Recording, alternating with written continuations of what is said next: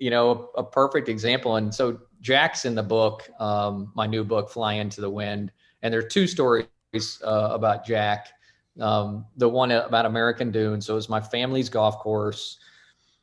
Folds of Honor started there with our first little golf tournament. So that was the significance. And we were, again, facing bankruptcy and maxed out the credit cards. And in this moment of despair, had it never happened, right? I'd never go make this meeting. I sit down with Jack Nicklaus. I fly to the Bears Club, meet with them, and I'm like, hey, Jack, I have this idea. It's called American Dunes. We could forever preserve the birthplace of Folds of Honor. Would you design it? And he was like, yeah, but my fee's $3 million. How are we going to pay that? And so obviously he smiled and winked at me. He said, man, Dan, I'd never charge you a penny. I'm in.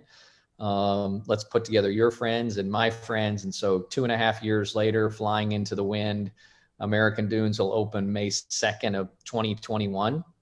And what makes this thing so unique is 100% of any profit that's made goes directly back to benefit Folds of Honor. And it is just, man, it's reverent to all the things that the people that listen to your show and high golf IQs. Mm-hmm. This place is just so experiential. From the Fighter Squadron bar, we get a 16-person lodge, but the golf is in sand dunes along Lake Michigan. It's going to take its place in a really special genre in golf. I guarantee you that. That's so cool. How nervous were you when you showed up at Bears Club to have the meeting with Jack Nicklaus and ask him to design your golf course? Had you talked to him before, or was that just like first time meeting? No, so I'd met him a couple times. I had it all rehearsed, right? I'd chair flown this thing in my brain exactly how I'm going to say it. And I went, as I call it, there are level 1, level 2, level 3 relationships in life. Level 3 being like the deep, like bare your soul to the people in your inner circle. And I went in there and I just threw up all over him. Just out the window. Oh my God, here's my life. This is what's going on. This is my dream. And he's just staring at me with my hero eyes, right? This guy's been my hero my whole life. These blue eyes just staring at me.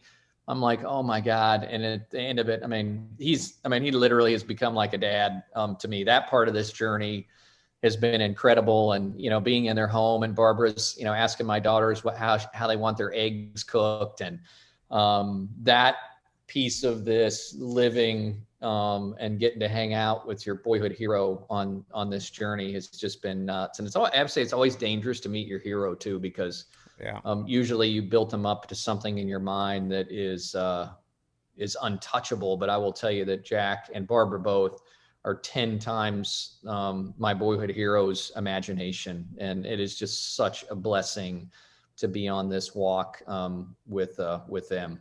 Yeah, that's very well said.